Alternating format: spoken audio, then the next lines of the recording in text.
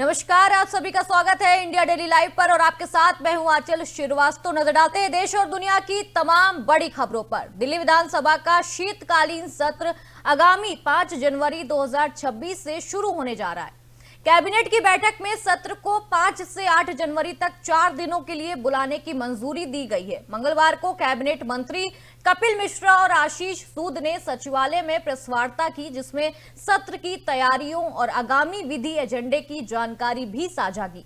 Cabinet मंत्री कपिल मिश्रा ने बताया कि मुख्यमंत्री रेखा गुप्ता के नेतृत्व में विधानसभा सत्र में सरकार की ओर से महत्वपूर्ण प्रस्ताव पेश किए जाएंगे। विशेष रूप से प्रदूषण और पर्यावरण के मुद्दों पर विस्तृत और खुली चर्चा होगी। पिछले 20 वर्षों की स्थिति और वैज्ञानिक रिपोर्ट सदन में रखी जाएगी और प्रदूषण से जुड़ी कमियों और भविष्य की कार्य योजना पर विचार भी किया जाएगा। सभी पक्षों को अपनी बात रखने का अवसर मिलेगा। साथ ही आम आदमी पार्टी ने शिक्षकों की ड्यूटी आवारा कुत्तों की गिनती में लगाने पर भाजपा सरकार पर निशाना साधा है। हमारे संवाददाता ने धनेंद्र भारद्वाज से बातचीत की है, सुनिए क्या कुछ कहा है उन्होंने।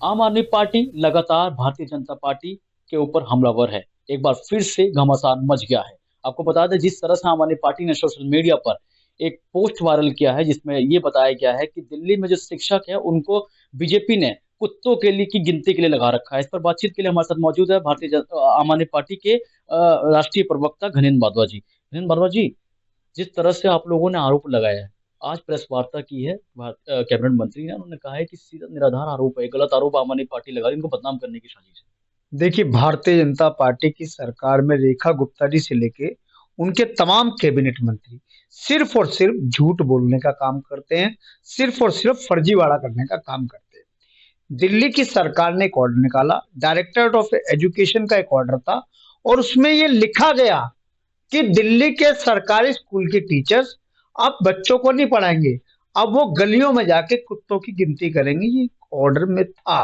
और जब ये ऑर्डर पब्लिक प्लेटफॉर्म पे आया, जब ये सोशल मीडिया के थ्रू रोटेट होने लगा, डिजिटल मीडिया के थ्रू, तब भारतीय जनता पार्टी को लगा, जब आम आदमी पार्टी ने इसको उठाया, दिल्ली के शिक्षक समाज ने इसके खिलाफ आक्रोश प्रकट करा और दिल्ली के आम जनता ने भी जब इस बात का विरोध प्रकट किया कि शिक्षक का दर्जा हमारी संस्कृति में गुरु का है और गुरु के दर्जे को भगवान से भी बड़ा दर्जा दिया गया है।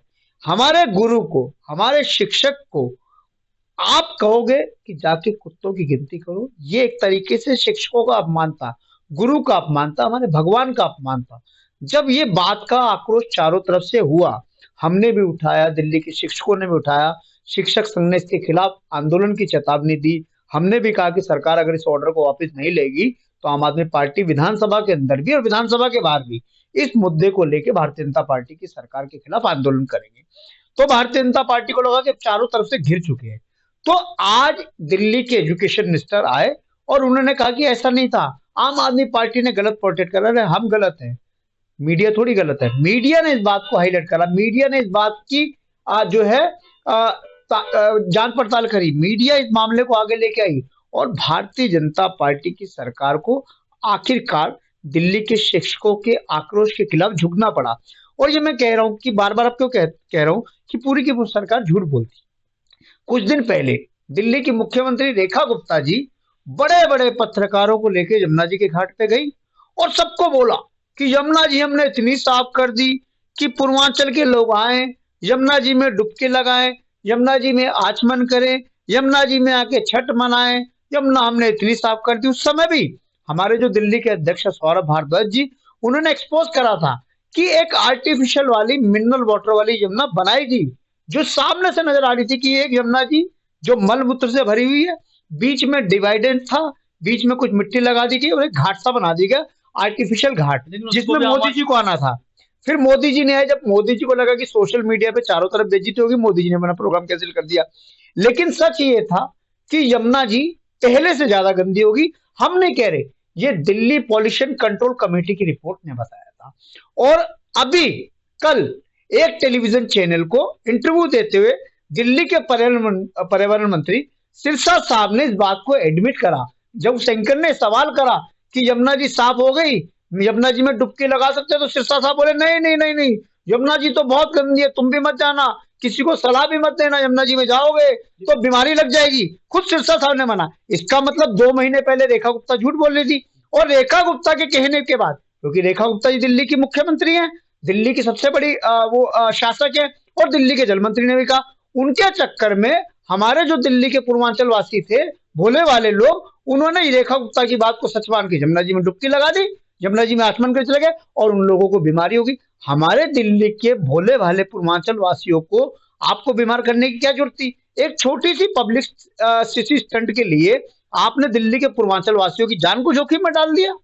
तो घमासान सड़कों पे तो लगातार जारी है, और सोशल मीडिया पे भी लगातार घमासान आम आदमी पार्टी और भारतीय जनता पार्टी के बीच जारी है। और ऐसे में अब सवाल ये है कि अब विधानसभा सत्र, शीतकालीन सत्र जो 5 जनवरी से 8 जनवरी तक चलेगा, क्या वहां पर भी तगड़ा घमासान देखने को मिलेगा? कैमरा पर्सन कपिल के साथ Krishna Sonkar, India daily live, Delhi. आम आदमी पार्टी लगातार 1000 लोगों ने अगर दिल्ली की सरकार के खिलाफ प्रदर्शन किया हो, केवल सोशल मीडिया पर झूठ बोलते रहना। सोशल मीडिया पर मैं तो आपको 3 झूठ बता रहा हूं ना। कल बोला क्या लेना देना आम आदमी पार्टी का इन भ्रष्टाचारियों से? भ्रष्टाचारी सस्पेंड हुए, पेट में दर्द आम आदमी पार्टी के हो रहा है।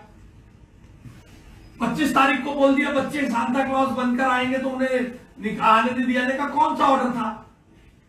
डीएसएसबी की परीक्षा इनके कालखंड में भी होती रही, बच्चों को भड़काने के लिए, अपनी रेलेवेंस बनाने के लिए, मंत्री के नाते हम पर आरोप लगाने के लिए। अरे तुमने खुद को बेरोजगार नेता घोषित किया है, दिल्ली की जनता ने तो हमें सेवा का काम दिया भाई। हम तुम्हारे रोज रोज के झूठों को अगर देते रहेंगे तो तुम तो बेरोजगार हो। हमारे पास दिल्ली की जनता को करने के लिए बहुत काम है। इसलिए संजीव झा के हर सवाल का जवाब देने को मैं बाध्य नहीं हूं, मगर वो विधानसभा के सदस्य हैं। ऑर्डर में लिखा हुआ उनके तथाकथित राष्ट्रीय नेता ने, और जिस प्रकार की वो टिप्पणी करते हैं, मैं जानना नहीं चाहता कौन टिकट बेचता था, कौन क्या करता था। इनके नेता जिस प्रकार की कल ट्विटर पे टिप्पणियां कर रहे थे, हम उस स्तर पर जाना नहीं चाहते। मगर इतना तो विवेक होना चाहिए, कागज पढ़कर बोले, कागज देखकर बोले। कौन से कागज में, कौन से सेंटेंस में, कौन से ऑर्डर नंबर में लिखा है कि कुत्तों की गिनती टीचर करेंगे? सबने ये ट्वीट किया, इंक्लूडेड सो कॉल्ड राष्ट्रीय नेता।